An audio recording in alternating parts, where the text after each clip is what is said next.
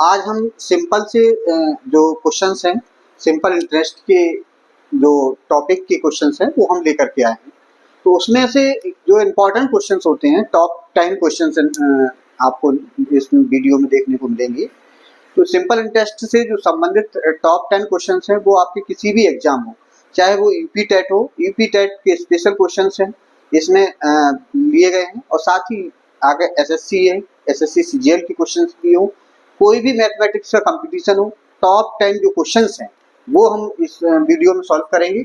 और पहला क्वेश्चन है, इसमें हम देखेंगे कि यदि रुपए 2500 का 8% वार्षिक दर से साधारण ब्याज पर निवेश किया जाए तो वह कितने वर्षों में 3300 रुपए हो जाएगा। तो इसमें सिंपल इंटरेस्ट पहला ऑप्शन दिया गया है 6 वर्ष, बी ऑप्शन 4.5 वर्ष, सी ऑप्शन 5 वर्ष, डी ऑप्शन 4 वर्ष।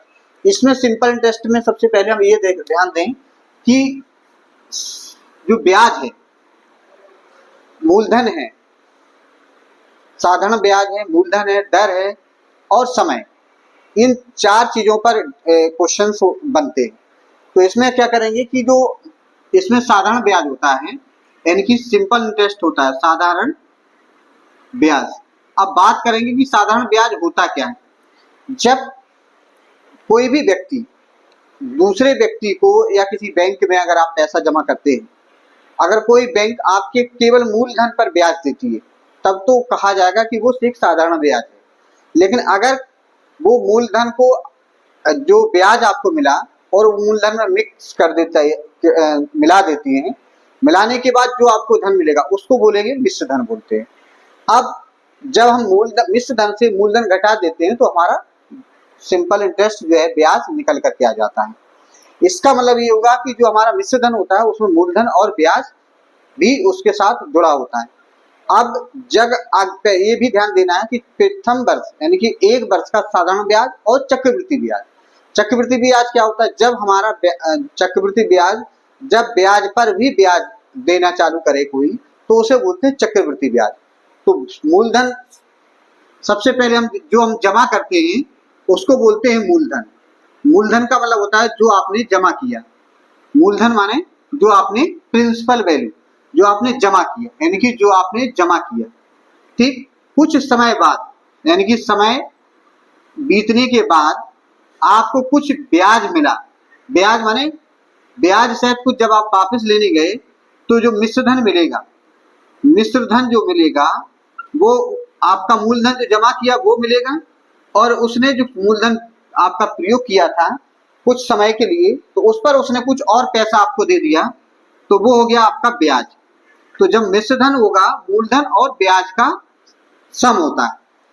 अब जब आपको ब्याज निकालना हो, मिश्र धन और मूलधन दिया है तो मिश्र धन से हम क्या करेंगे, कंपाउंड प्रिंसिपल वैल्यू को घटा देंगे, ठीक है, तो हमारा ब्याज आ जाएगा। तो साधारण ब्याज अगर हमको मूलधन दिया है तो मूलधन को P दर R समय T बटे 100 यानी कि सिंपल इंटरेस्ट PRT अपॉन 100 का एक फॉर्मूला याद रखेंगे। इसी से बदल कर 1 2 3 4 ये 4 चीजें अगर पता है तो इसमें से 3 चीजें पता है तो चौथी चीज आप निकाल सकते हैं। तो इसको हम ध्यान रखते हैं। इसमें देखेंगे कि यदि इतने रुपए का 4% वार्षिक दर से साधारण ब्याज पर निवेश किया जाता है, किस पर? सिंपल इंटरेस्ट पर।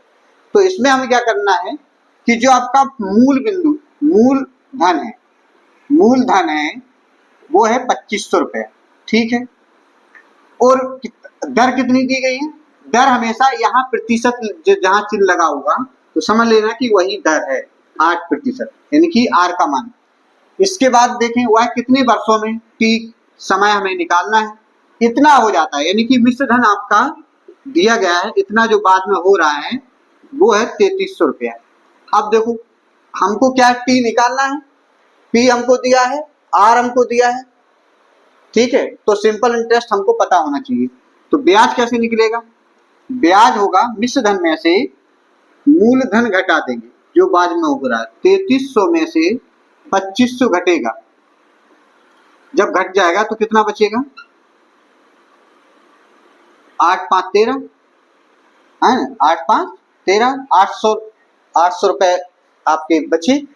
अब ये होगा ब्याज, तो ब्याज बराबर होता है PRT अपॉन 100, यानी कि तो 800 बराबर P की वैल्यू 2500, R की वैल्यू 8, T हमको निकालना है और अपॉन 100, इसको ऐसे काट देंगे तो T की वैल्यू हो जाएगी 800 बटे 25 गुणित 8, 8 से ये 8 कट जाएगा तो 100 बटे 25 और 2500 को 100, 4%, 4 जो है 4 वर्ष समय है ना, 4 वर्ष हमारा आंसर आ जाएगा। तो सिंपल सा ये क्वेश्चन है, ये ज्यादा वो नहीं है, डायरेक्ट आप PRT अपॉन 100 लगाने के बाद आप इसमें जो दिया है वो निकाल करके रख दीजिए। तो ऑप्शन हमारा पहला 6 है, 4.5, 5, ये आपका 4 वर्ष, ऑप्शन नंबर डी हमारा सही हो जाएगा। चलते हैं सीखते हैं क्वेश्चन नंबर 2। अब हम देखेंगे क्वेश्चन नंबर दूसरा में क्या है कि रुपया 2500 का 6 महीने का 8% की छमाई दर से ब्याज होगा, यानी कि इसमें ब्याज निकालना है, छमाई दिया गया है। तो इसमें सिंपल इंटरेस्ट क्योंकि टॉपिक है तो सिंपल इंटरेस्ट साधारण ब्याज निकालना है। अब इसमें देखो, इसमें मूलधन कितना दिया है 500, यानी कि प्रिंसिपल वैल्यू जो दी गई है 500 आपको दी गई है, ठीक है। और टाइम कितना दिया गया है, टी की वैल्यू दी है 6 महीने, 6 महीने, 6 महीने का मतलब होता है 1 छमाई, 1 छमाई।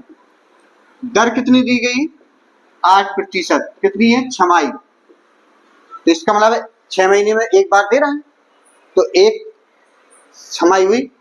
अब PRT की वैल्यू दी गई है, आपको सिंपल इंटरेस्ट SI निकालना है तो PRT अपॉन 100 लगा देंगे, PRT यानी PRT में 500 इंटू R की वैल्यू कितनी है 8, टाइम कितना है 1 अपॉन 100, इससे ये कट जाएगा 8.40 रुपए सिंपल इंटरेस्ट आ जाएगा। सिंपल सा यूपी टेट की लेवल के क्वेश्चन है, SSC में भी क्वेश्चन से आ चुका है।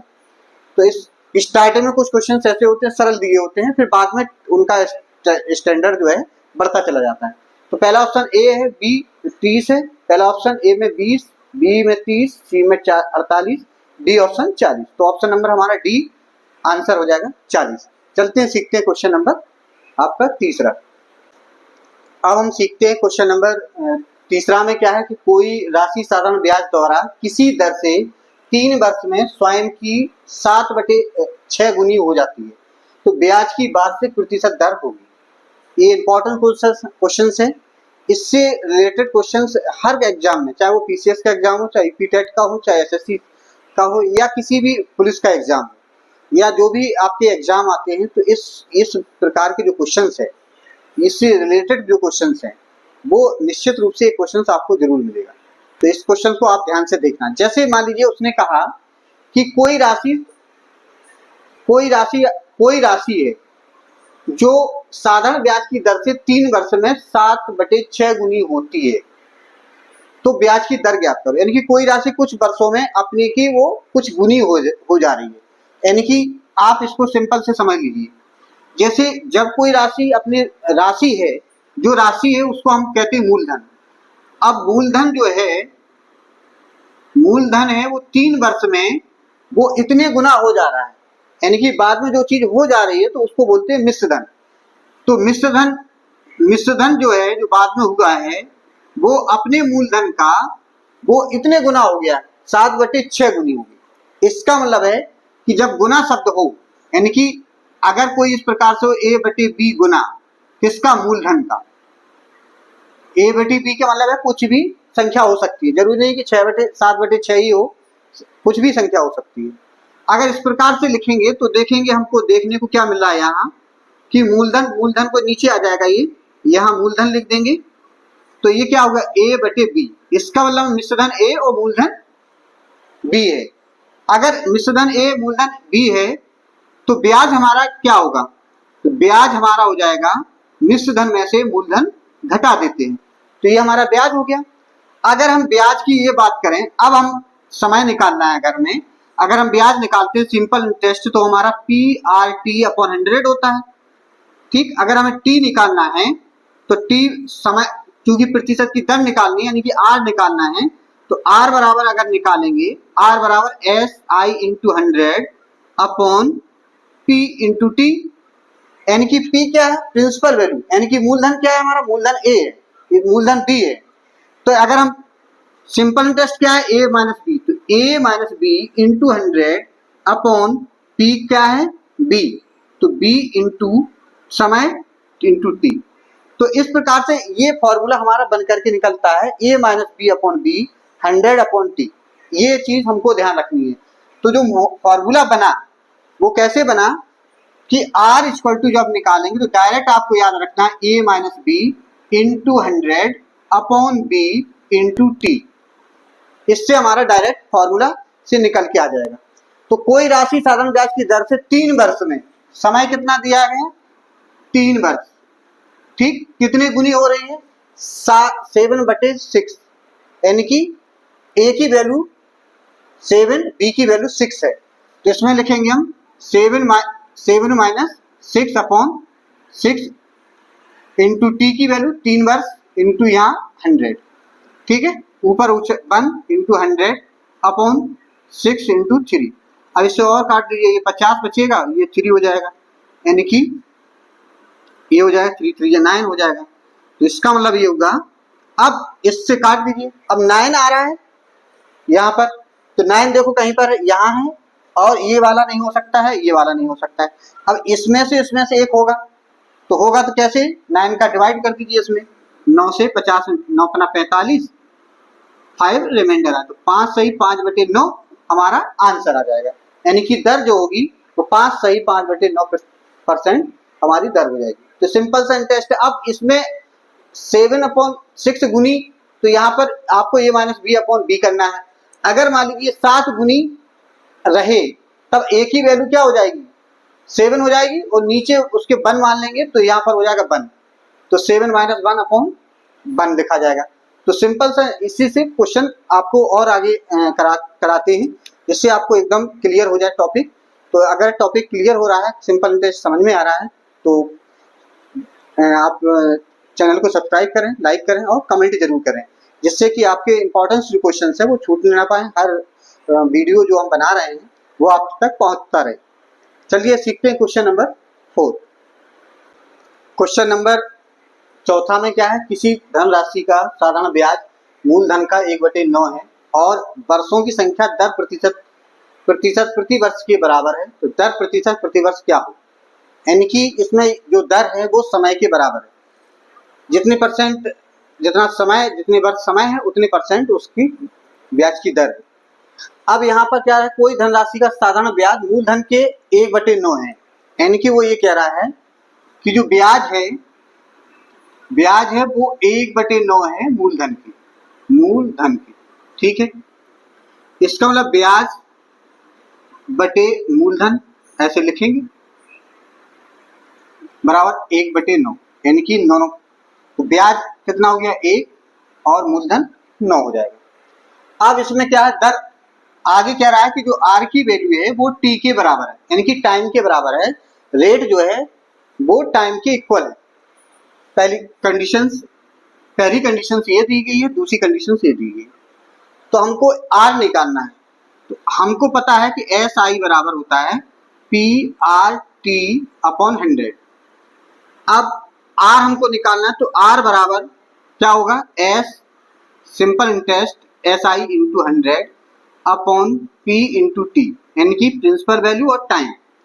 अब क्योंकि यहाँ पर हम देख रहे हैं कि टी की वैल्यू आर के बराबर है, अगर क्योंकि अब देख रहे हैं कि समय जो है वो आर के बराबर है, तो अगर हम सिंपल इंटरेस्ट हमारा कितना है 1, तो 1 यहाँ रखेंगे इंटू 100, प्रिंसिपल वैल्यू है 9, टाइम की जगह हम आर लिख देते हैं, यहाँ आर, तो आर निकालना, तो आर को इधर ले आएंगे इस तरफ, तो ये हो जाएगा आर इंटू आर, और ये हो जाएगा 100/9, आर स्क्वायर कितना हो जाएगा 100/9, बहुत बढ़िया। आर की वैल्यू क्या होगी, √100/9, इसका मतलब होगा 10/3। अब 3 का अगर इसमें डिवाइड करेंगे तो 1 राइट, 3 3 जा 9, तो 1/3, यानी कि एक सही 3 3 जा 9, 3 3 जा 9, 3 सही 1/3, यानी कि 3 सही 1/3। परसेंट जो हमारी वैल्यू आई, देखो पहला ऑप्शन है 3, B option 1/3, C option 1/10, D option है 3 सही 1/3। ऑप्शन नंबर हमारा जो है ये डी सही हो जाएगा, 3 सही 1/3। तो सिंपल सा जो रिलेटेड क्वेश्चन है, यानी कि कोई राशि अपने साधारण ब्याज की इतने गुनी हो जाती है तो उसको हम पहले रेशियो में बदल लेंगे इस प्रकार से, और निकाल करके उनकी वैल्यू को हम कंपेयर करेंगे, निकल जाएगा तो इसके बाद सिंपल वाला फॉर्मूला लगा देंगे और वैल्यू आराम से निकाल देंगे। इसमें ज़्यादा घबराने की आवश्यकता नहीं है, पहले आप कॉन्सेप्ट को समझें। एक एक कॉन्सेप्ट जब तक ना समझ में आए तब तक आप कमेंट में जरूर आप लिखते रहें, जिससे कि हम जो भी क्वेश्चंस हैं बेस्ट आपको समझा पाएँ और बहुत अच्छे तरीके से आप तक आपको बता पाएँ और सीख पाएँ, जिससे कि आपका एग्ज़ाम बेस्ट रहे। चलते सीखते क्वेश्चन नंबर 5वां। क्वेश्चन नंबर 5वां में क्या है कि किसी धन के 7 वर्ष और 10 वर्षों के साधारण ब्याजों का अंतर 150 है। यदि ब्याज की दर 5% वार्षिक हो तो वह धन क्या होगा। इनकी इसमें क्या दिया गया है कि 7 वर्ष और 10 वर्ष के साधारण ब्याज का अंतर दिया है। जब क्वेश्चंस में इंपॉर्टेंट क्वेश्चंस है, वेरी मोस्ट इंपॉर्टेंट क्वेश्चंस है कि हर एग्जाम में आना ही आना है। पीसीएस में इस बार भी क्वेश्चन तरीके का क्वेश्चन आया था, तो इस बात को आपको ध्यान रखना कि ये क्वेश्चंस आना ही इंपॉर्टेंट है। एक एक क्वेश्चन इंपॉर्टेंस हम लेकर के आए हैं, तो ध्यान रखना कि 150 जब ब्याजों का अंतर दिया गया, यदि ब्याज की दर 5% वार्षिक ब्याज हो तो वह धन क्या होगा। पहला ऑप्शन दिया 1000, बी ऑप्शन 2000, सी ऑप्शन 3000 और डी ऑप्शन 4000। तो जब भी वर्षों के साधारण ब्याजों का अंतर या योगफल दिया गया तो तब हम ब्याज की दर 5% तो उसको धन कैसे निकालते हैं। तो उसको धन निकालने के लिए मूलधन जो होगा, यानी कि आप डायरेक्ट फॉर्मूला याद रखना है कि मूलधन बराबर ब्याजों का अंतर गुणित 100 बटे ब्याजों का अंतर गुणित 100 बटे दर इंटू समय का अंतर, समयों का अंतर। ठीक, ये आपको फॉर्मूला, यानी कि अगर यहाँ पर साधारण ब्याजों का अंतर दिया गया है तो इसका मतलब है कि ब्याजों का अंतर ऊपर लिखना है, समय जो दिया गए हैं 2 समय दिए गए होंगे, क्योंकि 2 अगर ब्याज दिए तो 2 समय होंगे, तो उन समयों का अंतर नीचे यहाँ लिखना है दर के साथ, दर इंटू समय। तो ब्याजों का अंतर बटे दर इंटू समय का अंतर, यहाँ पर देखो 100 लिखा है तो यहाँ 100 इंटू में लिखना है। अगर मान लीजिए ब्याजों का अंतर की जगह योगफल दिया गया हो, तब हमको यहाँ पर ब्याजों का योगफल इंटू 100 बटे दर इंटू समय का भी योगफल आपको करना है। ठीक है, तो इस तरीके से 2 क्वेश्चन आपको याद रखना है कि अगर ब्याजों का अंतर दिया गया हो या ब्याजों का योगफल दिया गया हो तब हमको समय में क्या करना होता। अगर ब्याजों का अंतर दिया गया है तो आपको समय भी अंतर करना है, अगर ब्याजों में योगफल दिया गया है तो नीचे समय का योगफल करना है। अब यहाँ पे डायरेक्ट आप लिख सकते हैं मूलधन आप निकाल लो, क्योंकि ब्याजों का अंतर कितना हो जाएगा 150 दिया गया है, समय का अंतर कितना होगा 10 में से 7 घटाएंगे 10 - 7 बटे समय का अंतर यहाँ नहीं लिखना, यहाँ इंटू 100।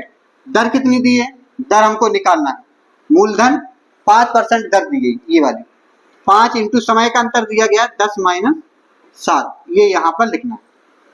तो 5 से कम 5 दिया 15, 30 इंटू ये हो जाएगा 100 बटे 1 इंटू ये 10 में से 7 गया 3 से ये 3 कट जाएगा, 10 गुणित 1000 बटे 1 यानी कि 1000, ये 10 इंटू 100 इंटू बराबर 1000, यानी कि जो मूलधन होगा वो हमारा कितना हो जाएगा 1000। ऑप्शन नंबर 1 सही हो जाएगा। अगर योगफल दिया होता तो आपको, आप चलते हैं नेक्स्ट क्वेश्चन देखते हैं, क्वेश्चन नंबर 6। क्वेश्चन नंबर 6वां में क्या है, एक धनराशि 7 वर्ष में सरल ब्याज से 2 गुनी हो जाती है, यानी कि एक कोई प्रिंसिपल वैल्यू है 7 वर्ष में सिंपल इंटरेस्ट से वो डबल हो जाती है, यानी कि 2 गुनी हो जाती है। तो पूछ रहा है कि कितने वर्षों में 4 गुनी हो जाएगी, यानी कि वो 7 वर्ष में अगर 2 गुनी हो रही है तो वो कितने वर्ष में 4 गुनी हो जाएगी। तो इसके लिए हम क्या करेंगे, देखते हैं, सिंपल सा एक हम फॉर्मूला आपको निकाल बताते हैं कि जैसे मान लीजिए T1 वर्ष में n गुनी होती है, n1 गुनी हो जाती है, और T2 वर्ष में n2 गुनी हो जाती है। ठीक है, तब हम इसका फॉर्मूला कैसे निकालेंगे? T1 upon T2 equal to n1 minus n1 minus 1 upon n2 minus 1। इस फॉर्मूले से आप लगाएंगे, गुनी शब्द का है समय और गुना, यानी कि 7 वर्ष और यहाँ गुना शब्द लिखा है, फिर कितने वर्ष में कितने गुना होना है। तो T1 वर्ष में n1 गुना, T2 वर्ष में अगर n2 गुना हो जाता है, तो इसको हम इस वाले रिलेशन से क्वेश्चन को निकालते हैं। तो T1 की वैल्यू हमारे यहाँ 7 वर्ष दी गई है। ठीक है, और कितने वर्षों में 4 गुनी हो जाएगी। n1 की वैल्यू दी है 2 गुनी 2, T2 की वैल्यू हमको निकालना है, और n2 की वैल्यू बोल रहा है वो 4 गुनी। ठीक है, यहाँ 2 गुनी, यानी कि n1 की वैल्यू 2, 4 गुनी n2 की वैल्यू 4, T2 की वैल्यू पूछ रहा है, T1 की वैल्यू दी गई है। तो T1 की वैल्यू कितनी? 7 अपॉन T2 निकालना है, 2 माइनस 1 अपॉन 4 माइनस 1, यानी कि ये हो जाएगा 7 upon T2 equal to 1 upon 3। अगर इसको क्रॉस मल्टीप्लाई करेंगे तो T2 बराबर निकलेगा हमारा 21 ईयर्स। ऐसा नहीं है, आप लोग सोच रहे हैं कि 7 वर्ष में अगर वो 2 गुनी हो रही है तो 4 गुनी 7 दूनी 14 वर्ष में हो जाएगी। यहाँ पर ध्यान रखना है, इस फॉर्मूले का प्रयोग करेंगे तभी आपका सही आंसर आ जाएगा। तो पहला वर्ष पहले दिया है 28, बी है 33, सी 14 और डी 21। तो ये हमारा ऑप्शन कौन सा सही होगा? डी ऑप्शन सही होगा, 21 वर्ष होगी, ना कि 14 वर्ष होगी। ठीक है, चलते हैं सीखते क्वेश्चन नंबर 7। क्वेश्चन नंबर 7वां में क्या है? किसी धन के 6% वार्षिक दर से 3 वर्ष के ब्याज और 6 वर्ष के ब्याज का योग 270 है, तो वह धन ज्ञात कीजिए। क्योंकि इससे पहले क्वेश्चन था, उसमें लिखा था कि ब्याजों का अंतर दिया गया था उसमें, तो इसमें दिया गया ब्याजों का योग। तो जब भी ब्याजों का अंतर या ब्याजों का योग पर सवाल हो तो आपको बताया था कि और ये धन पूछ रहा है, तो जो मूलधन निकालते हैं, यानी कि मूलधन निकालते हैं, ब्याजों का अगर योग दिया गया है तो योग गुणित 100 बटे दर गुणित समयों का योग लिखेंगे। क्या लिखेंगे? योग। यानी कि अगर ब्याजों का अंतर दिया गया है तो समयों का अंतर लिखेंगे, अगर ब्याजों का योग दिया है तो ब्याजों का योग लिखेंगे। सिंपल सा सवाल है। अब देखो, सीधा सीधा आप निकाल सकते हैं कि जो मूलधन है हमारा, क्या लिखना है? ब्याजों का योग कितना दिया गया है? 270। तो यहाँ लिखेंगे 270 गुणित 100 अपॉन दर कितनी दी गई? 3 वर्ष में 6% ब्याज, 6% की ब्याज की दर। जहां प्रतिशत शब्द लिखा हो तो वहां पर वो दर 6। समय का योगफल, तो 3 वर्ष ये और 6 वर्ष ये जोड़ेंगे, 3 धन 6 हो जाएगा। तो 270 गुणित 100 अपॉन 6 इंटू 6 3, ये 9 हो जाएगा। 9 तिया 27, ये 3 हो जाएगा। 3 एकम 3, ये 10 बार कटेगा, 3 दूनी 6, 2 बार कट जाएगा, तो 2 से 1 कटेगा 5 बार, 2 पंचे 10, 5 गुणित 100 अपॉन नीचे 1, यानी कि क्या हो जाएगा? 500 हमारा वो धन होगा, जिनके 3 वर्ष और 6 वर्ष के ब्याजों का योगफल 270 होगा 3 वर्ष का। तो पहला ऑप्शन दिया गया 4 वर्ष, 400 रुपया, बी ऑप्शन है 500 रुपया, सी ऑप्शन 300 रुपया, डी ऑप्शन 200 रुपया। तो ऑप्शन नंबर जो होगा हमारा वो कौन सा होगा? ऑप्शन होगा ये 500 रुपए, ये ऑप्शन सही हो जाएगा। चलते सीखते हैं क्वेश्चन नंबर 8वां। क्वेश्चन नंबर हम देखेंगे 8वां में क्या है कि एक धनराशि साधारण ब्याज की समान दर पर 2 वर्षों में 8,400 हो जाती है और 8 वर्ष में 12,600 हो जाती है। वार्षिक ब्याज की दर कितनी होगी? क्योंकि अगर हमको दर निकालनी है, क्योंकि हमको पता है कि हमको क्या क्या पता होना चाहिए दर निकालने के लिए। दर बराबर होता है ब्याज साधारण ब्याज गुणित 100 बटे मूलधन गुणित समय। ये दर का फॉर्मूला है। अब हमको ब्याज पता हो चाहे 2 वर्ष का, मूलधन पता चल जाए तो हम दर आराम से निकाल सकते हैं। अब हम देखते हैं सवाल की ओर। सवाल में क्या है कि 2 वर्षों में 8,400 रुपया हो जाता है। कितने वर्ष में? 2 वर्ष में। 2 वर्षों का है 8,400 हो जाता है। ये मूलधन नहीं है, ये मिश्र धन, क्योंकि 2 वर्ष में हो रहा है। कुछ पैसा जमा किया होगा, बाद में 8,400 हो रहा है। और 8 वर्ष में हो रहा है, कितना हो रहा है? 12,600 हो रहा है। तो इसका मतलब है कि 2 से 8, 2 वर्ष में तो 8,400 हो रहा है, 8 वर्ष में हो रहा है 12,600। इसका मतलब है कि इनके वर्षों में अंतर कितना है? 6। यानी कि 6 वर्षों में कितना बढ़ा वो? अगर हम 12,000 में से 8,400 घटा दें तो ये 0 0, 6 में से 2 गया 2, 8 4 12, यानी कि 4,200 रुपए 6 वर्ष का होगा ये। यानी कि तो 1 वर्ष का कितना हो जाएगा? 1 वर्ष का हो जाएगा 4,200 बटे 6, 6 7 42, 700 रुपए। यानी कि 1 वर्ष का जो ब्याज इंटरेस्ट होगा वो 700 रुपए होगा। अब 2 वर्ष का कितना हो जाएगा? 2 वर्ष का 1,400 रुपया हो जाएगा। ठीक है, ये चीज होगी। यानी कि 1,400 रुपया आपका ब्याज हो गया 2 वर्ष का।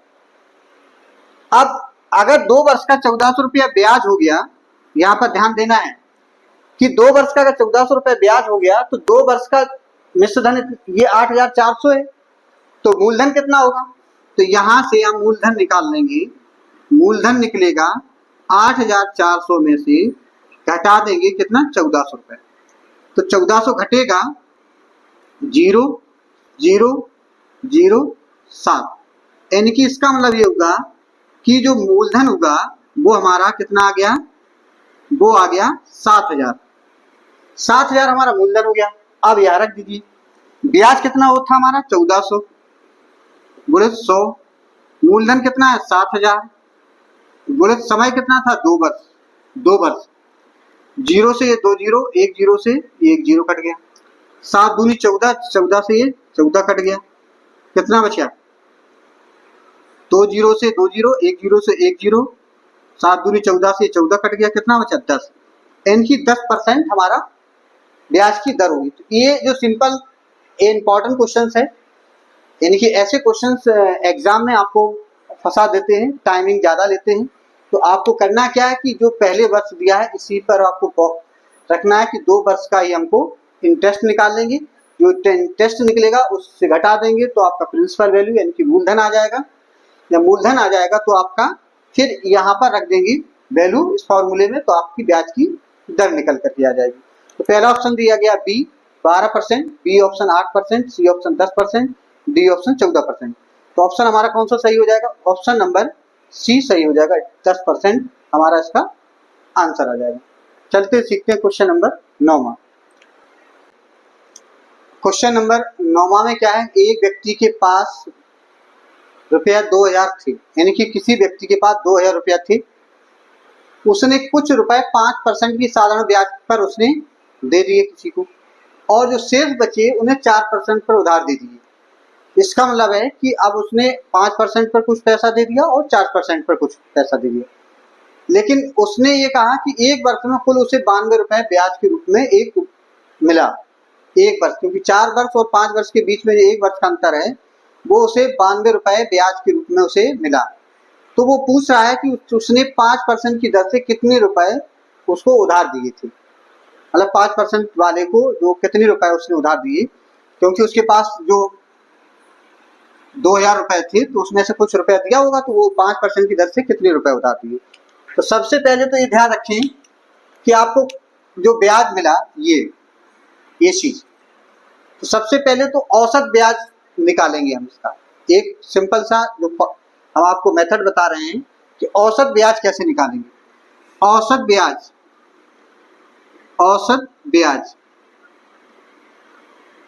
बराबर क्या होगा? मूलधन, यानी कि जो आपको मिला है मूलधन गुणित दर गुणित समय बटे 100, ये आपको पता है। अब अगर मान लीजिए आपको औसत मूलधन आपको मिला, कितना मिला है मूलधन जो ब्याज मिला है, आप दर कितनी है ये हम निकालेंगे। तो सबसे पहले हम दर निकाल लेते हैं। दर कैसे निकलेगी? दर बराबर जो औसत ब्याज था, औसत ब्याज गुणित 100 बटे पी आर, ऐसे लिख देते हैं, प्रिंसिपल वैल्यू और इनटू टाइम, ऐसे निकाल सकते हैं, ऐसे लिखेंगे। अब ये जो मूलधन कितना था हमारा 2000, ब्याज कितना मिला था 92, तो लिखेंगे 92 गुणित 100 बटे 2000 गुणित समय 1 वर्ष, 2 जीरो से 2 जीरो कट जाएगा, ये 92 बटे कितना बचा 20, फिर काटेंगे अगर मान लीजिए 2 से, 2 चौको 8 और 2 छक 12, यानी कि 46 बटे 10, यानी कि 4.6% ये हमारा आ रहा है यहाँ, यानी कि आर हमको यहाँ मिला। आर औसत जो दर थी हमारी 4 पॉइंट कितनी थी 6%। अब इसको हम क्या करेंगे, देखो इस तरीके से मान लीजिए पहला भाग और यहां लिखेंगे दूसरा भाग, ठीक है, और यहां पर जो ब्याज जो आपकी मूलधन था वो रुपए लिखेंगे 2000, ठीक। पहले भाग को कितने परसेंट पे दिया 5% पर, दूसरे भाग को दिया 4% पर, ठीक। और यहाँ बीच में जो औसत दर निकली है 4.6 यहाँ लिखेंगे, औसत दर जरूर निकालेंगे, है ना। तो औसत दर निकालने के बाद फिर इन दोनों का ऐसे लिखेंगे अंतर, और इसका अंतर यहाँ लिखेंगे 4.6 और 4 का अंतर कितना हो जाएगा 0.6, और 4.6 का अंतर हो जाएगा 0.84, यानी कि 4.6 में से 5 में से 4.6 घटाएंगे तो आपका बचेगा 0.4। अब इन दोनों का इसका और इसका रेशियो निकालो। रेशियो अगर निकालेंगे तो रेशियो अगर निकालते हैं, यहां निकालते हैं, रेशियो निकालते हैं तो रेशियो निकलेगा आपका कितना 6/4, यानी कि 3/2। रेशियो का योगफल निकालेंगे, अब योगफल निकलेगा तो 3 + 2 यानी कि कितना हो जाएगा 5। जो ये रेशियो का योगफल आया, अब चाहे आपको 5% का निकालना हो चाहे 4% का निकालना हो, तो उसको हम लिख लेंगे, क्योंकि 5% का निकालना तो 5% का कितने रुपए उसने उधार दिए, तो उसके लिए हम क्या करेंगे कि 5% का जो कितना है, यहाँ पर कितना है ऊपर 3, तो ये यहाँ पर जो 5 यहाँ निकला ना 3:2, तो ये 5 के सामने है, तो इसको हम लिखेंगे 3/5 इंटू 2000, 5 दूनी 5 चौको 20, 4 4 1200, यानी कि ये आपका आंसर आ जाएगा कितना 1200। अब इसमें देखो पहला ऑप्शन दिया है 1150, 1050, 1200, 1100, तो ऑप्शन हमारा सी जो है वो सही हो जाएगा। 1200 रुपए उसने 5% की ब्याज की दर से 2000 रुपए में दिए थे। अगर 1200 रुपए 5% की दर से दिए थे तो 4% की दर से कितना दिया होगा 2000 में से ये 1200 घटा दीजिए तो कितना बचा 800 रुपया। तो 800 रुपए आपके 4% ब्याज की दर 4% पर उसने दिए थे। कितने वर्ष के लिए दिए थे, यानी कि समय आपको दिया होगा नहीं इसमें, मतलब इसमें हो गया, तो ये आपका 1200 रुपये आपका क्या हुआ आंसर हुआ। चलते हैं सीखते हैं क्वेश्चन नंबर 10। क्वेश्चन नंबर 10वां में क्या है, इंपॉर्टेंट क्वेश्चन है, ये लास्ट क्वेश्चन है वीडियो का, तो आप ध्यान से देखना। इंपॉर्टेंट क्वेश्चन है कि रुपया 500 का 2 वर्षों के 2 भिन्न बैंकों से प्राप्त ब्याजों का अंतर इतना है, उनकी ब्याज दरों का अंतर कितना होगा। सिंपल सा क्वेश्चन है, लेकिन आप इसको ट्रिकी सवाल है, यानी कि उसने क्या किया कि 500 रुपए 2 वर्ष के लिए 2 बैंकों में दिया होगा, उनसे जो ब्याज मिले उनका जो अंतर कह रहा है वो 2.50 है। तो उनकी ब्याज दरों में क्या अंतर होगा कि जो बैंकों ने जो ब्याज दिया है, उन जो ब्याजों का जो अंतर था दोनों बैंकों का, उन बैंकों के ब्याजों में अंतर अगर इतना है तो उनके बैंकों की दरों में क्या अंतर होगा। तो ब्याज की दो दर निकालते हैं, तो ब्याज दरों में अंतर जो होगा, ब्याज दरों में अंतर, तो दर बराबर जैसे निकालते हो तो यहाँ ब्याज दरों में अंतर, इनकी दरों में अंतर निकालना है, तो यहाँ पर लिखेंगे ब्याजों में अंतर, ब्याजों में अंतर गुणित 100 बटे मूलधन गुणित समय। इस फॉर्मूले से इसको हम डायरेक्ट सॉल्व कर देंगे। तो ब्याजों में अंतर कितना दिया, 2.5, यहाँ लिख देंगे 2.50 गुणित 100 बटे मूलधन कितना दिया है, 500 रुपए, 500 रुपए, समय कितना दिया, 2 वर्ष, 2 वर्ष। अब यहाँ देखिए 2 जीरो से 2 जीरो कट जाएंगे, 2.50 बटे 5 दूनी ये 10 हो गया, अगर 10 का भाग देंगे तो 0.25 और आ जाएगा। यानी कि पहला ऑप्शन दिया 0.5%, इसमें बी ऑप्शन दिया 2.5%, सी ऑप्शन 2.25%। ये ऑप्शन हमारा सही निकल करके आ रहा है, सी ऑप्शन। तो ऑप्शन नंबर सी हमारा सही होगा।